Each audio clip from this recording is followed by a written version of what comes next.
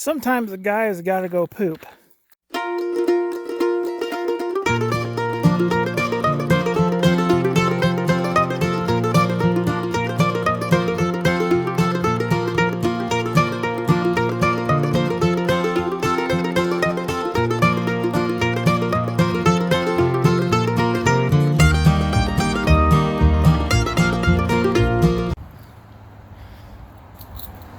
First stop on our trip is this old bridge here in Milltown, Montana. It was built in 1921. I'm not sure whether or not this is a railroad bridge or a regular road bridge. So if anybody knows, post it in the comments. So I'm out here down this little hunting area here, and I found some old buildings. It's like a little remnant of a community here. Down here there's some buildings over here. Here's an old house.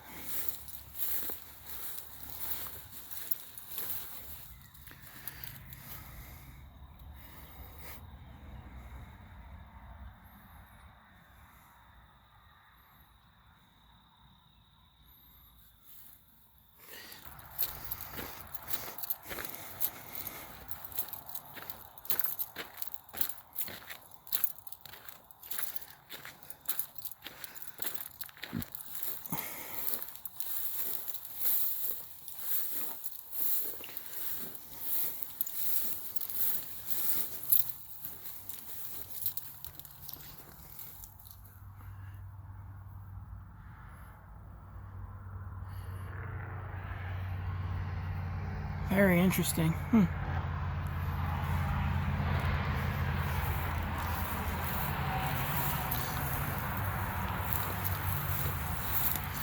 Lots of old wood pieces and everything all around in here.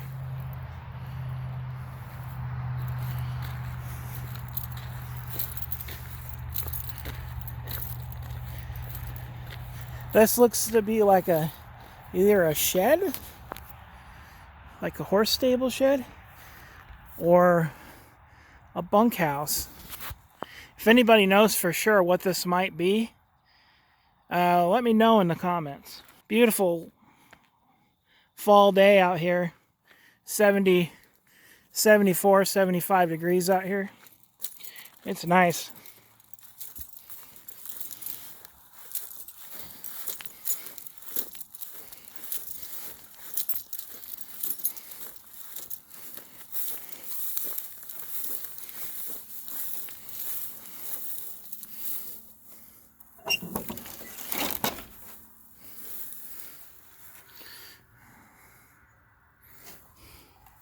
Watch out for the cow pies.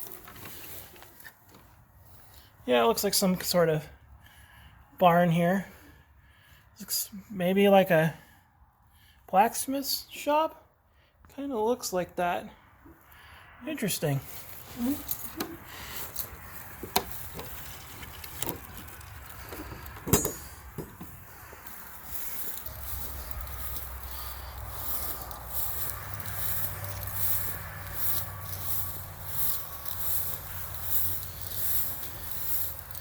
Got the little doorway there.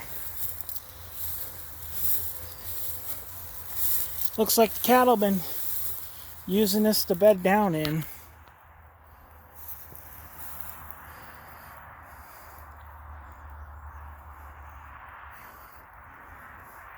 Pretty interesting. Alright guys, gonna head back to the truck, get back on the road.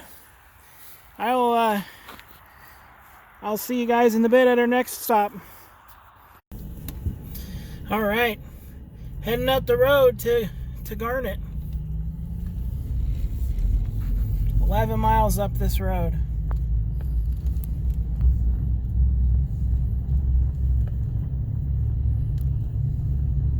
There's actually a couple ghost towns up here. garnet, coloma, and elkhorn. I'll check in with you guys as we come upon some things. So this is one of the sites you see as you come up the road. This is Sand Park Cemetery. There's six or five headstones here. One of them you read on the sign just over to my right. The person was Frank Hamilton, was one of them that died here. And you read about it on the sign.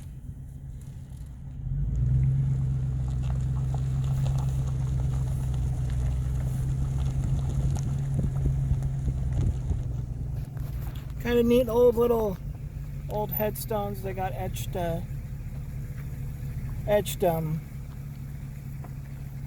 names on them. And these were presumably some of the people that died up here. On up the trail we go. Alright, so here's another little place here. This was the old stage stop. This is the first stage stop that you got to as you came up the road.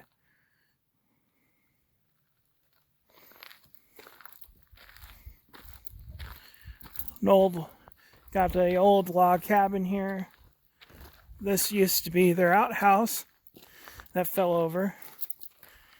And then the nice rebuilt cabin, I'm assuming, that serves as a warming hut for snowmobilers.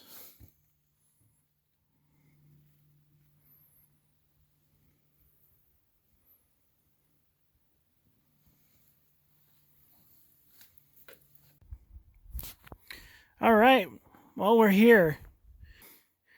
We'll take a look at the signs here.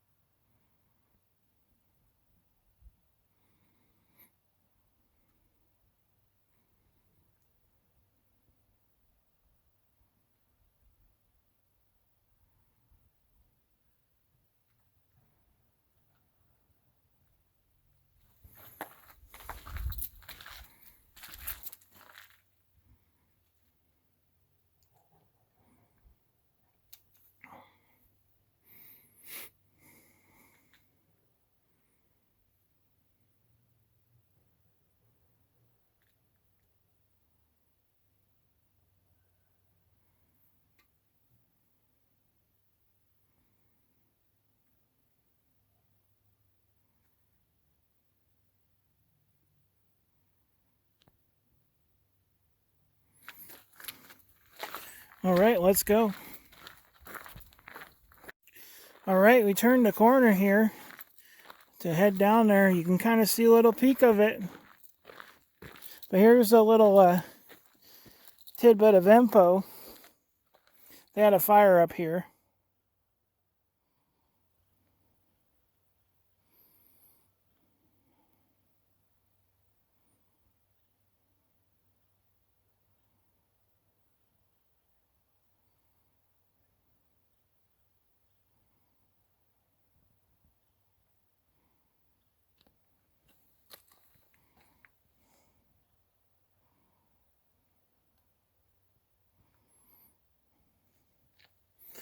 All right, that gives you a little bit of info on the fire that almost took the town out. We'll keep walking down. We keep walking down this direction to go to town. And here, my friends, is Garnet. We'll meet you down in town.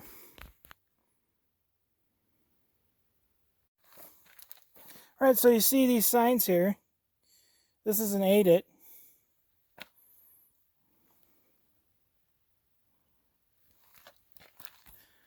So what they did here was they dug out this area to look for ore. So this here might have been the Fitzgerald residence.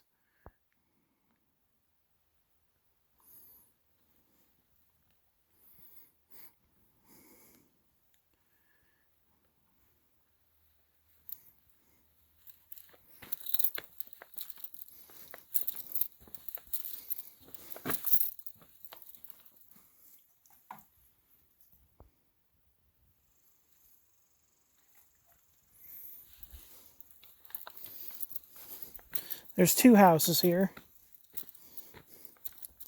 It says these might have been rented by the Fitzgeralds.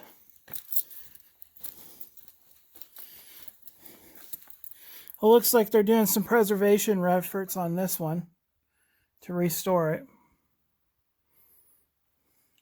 Which is nice that they're actually doing some work on these, because it'd be a shame if we lost this valuable these valuable pieces of history here in Garnet.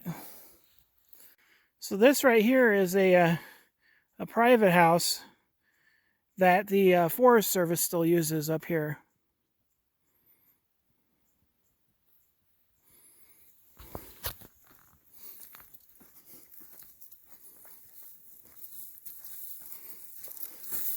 This is the place that where you see on the internet where they're looking for people to stay up here.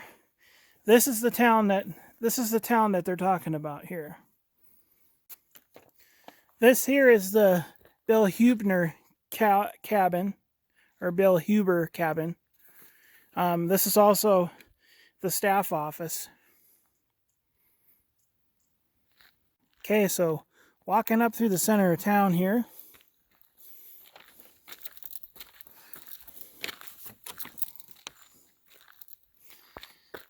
This here was the old cabin of Old Doll. They moved into this cabin in 1938. And they owned a saloon down the street.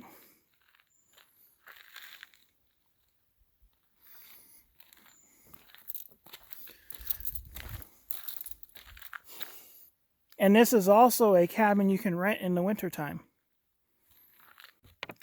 This is Kelly's Saloon. It's a 2-story frame building built before 1898.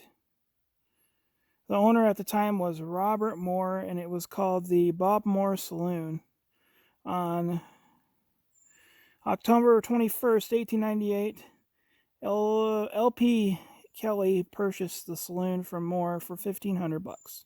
It changed hands a couple times before 1907, and in 1907 it was sold to Ward Mullenix, who resold it to the Montana Liquor Company in 1908. But Kelly continued to operate in the saloon, so it was one of 13 bars in Garnet during the boom period.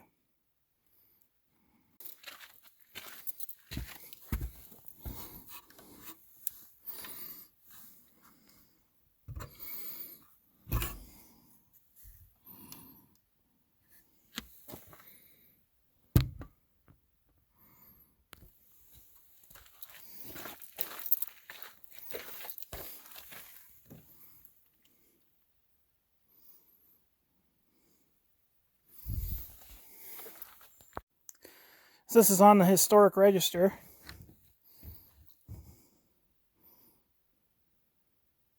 Here's a little bit about it.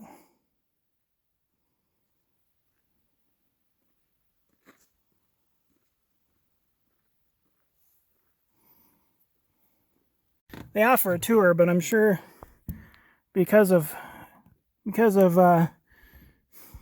our current situation, they don't offer them this year.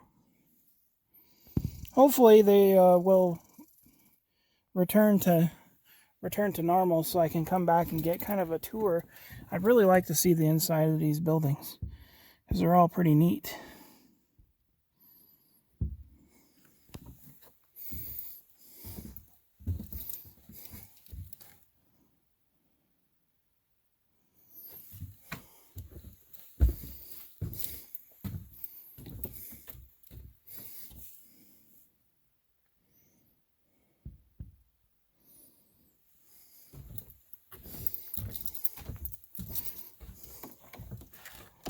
Oh, of course it's locked.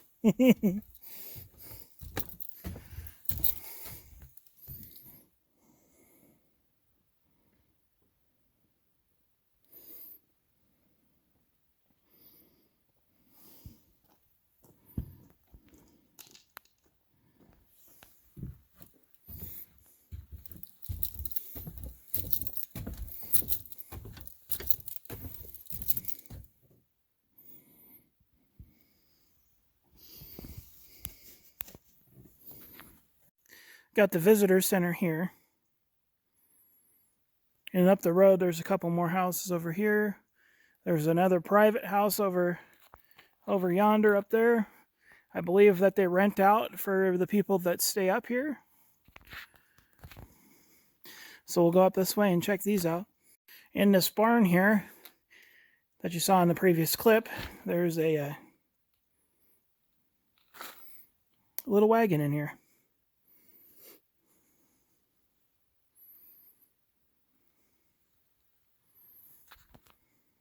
And up just behind that is this house.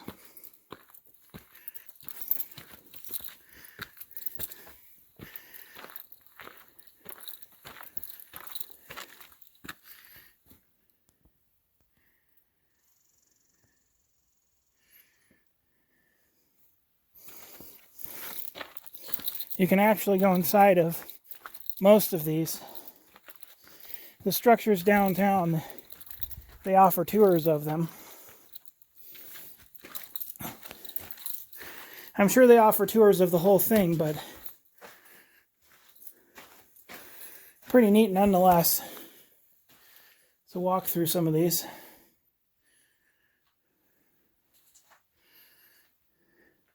They've done a good job of shoring these up so they don't collapse. Here's an old stove front.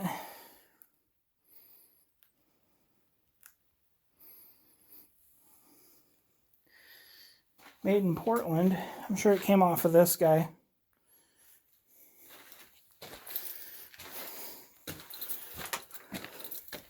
Walking back out, this was where the buggy was.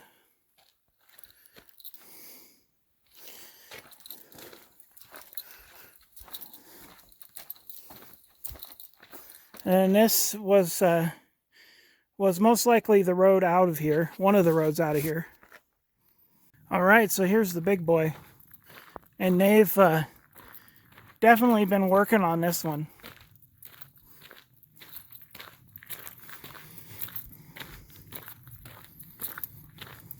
I believe this was another saloon, but it was also a hotel.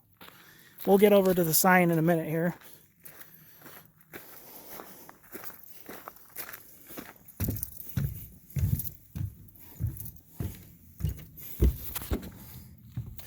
Beautiful, beautiful fall foliage out here.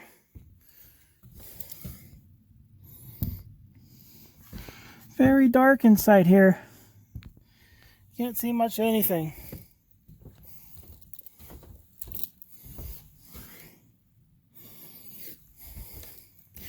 They boarded up the entranceway. They're working on it.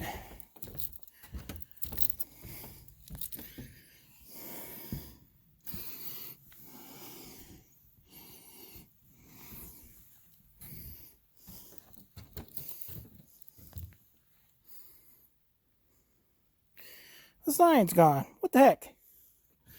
Up this way is like the gully. I believe that this was the stage path that came through here. I'm sure up the road I will encounter a sign that will tell me. Sometimes the guy has got to go poop. And this is what you went into.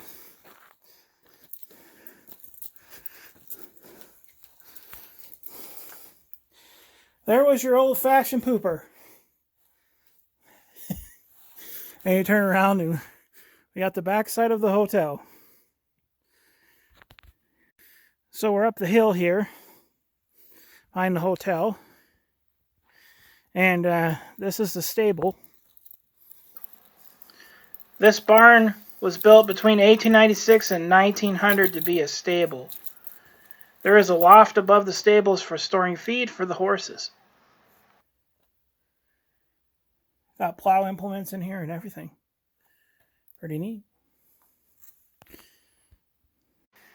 Okay. The blacksmith shop opened between 1896 and 1900.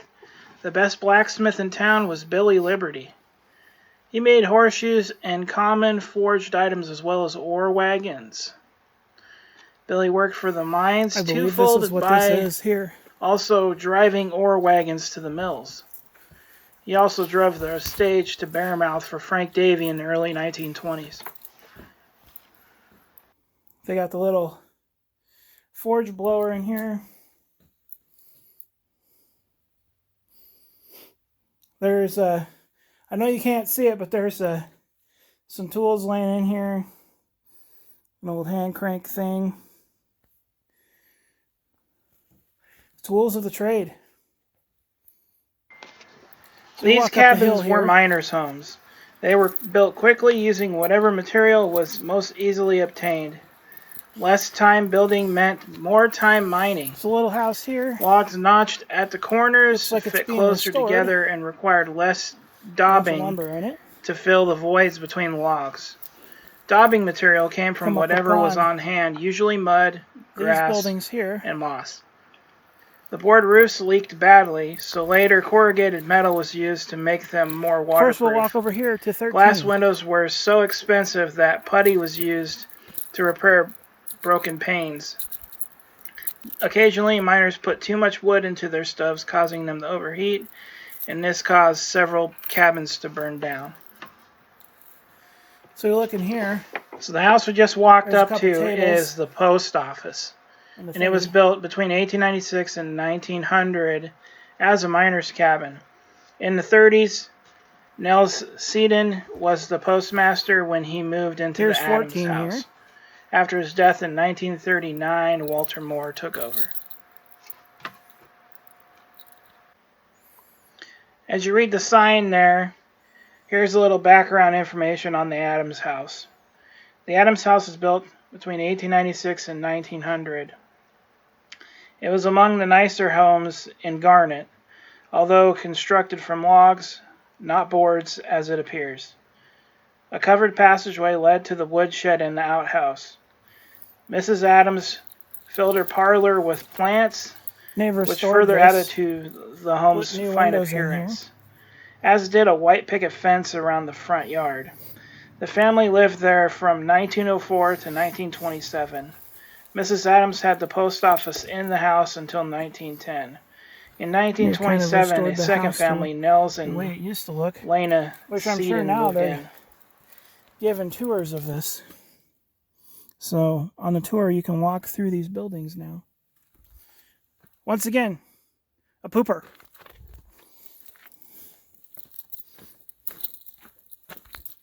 All right, walking to the next house. Okay, so here's 12.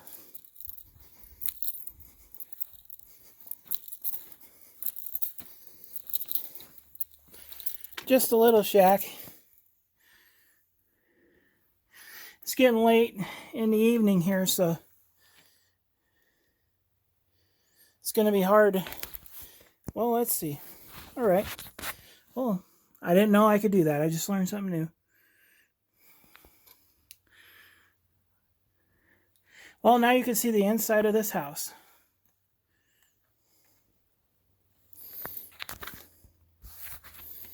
All right, walking to the next one over here.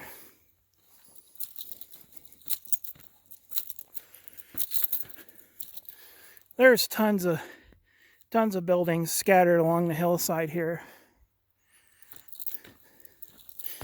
And while you come down here, since there's nobody here, when you come into town, they have a place with all the with the tour booklet, so you can see, so you can know what you're looking at. But anyway, let's go check this one out here.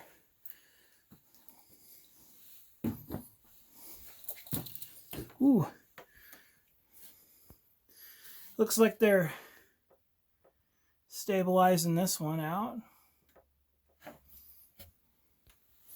All right, let's head to the next house. All right, here's the next house.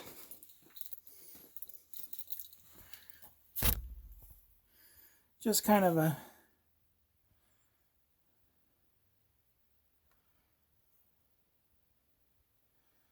little small cabin.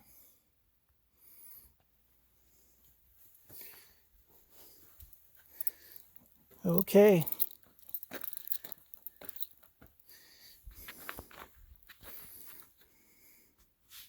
On to the next house. All right, up at the next one here.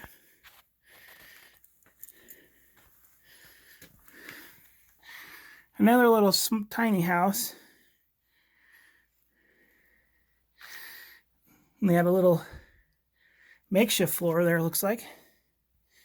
Yeah. So up this road is another house and a mine. But I'm running out of daylight, so that's going to do it. Well, we're hiking out of here. We ran out of time, so thanks for watching this adventure of Garnet Ghost Town. And before I leave, I think Jack is gonna go get me a something to drink here. Catch me a drink at the local watering hole right here. Howdy, y'all. Y'all, see you y'all next time. All right, catch you guys later.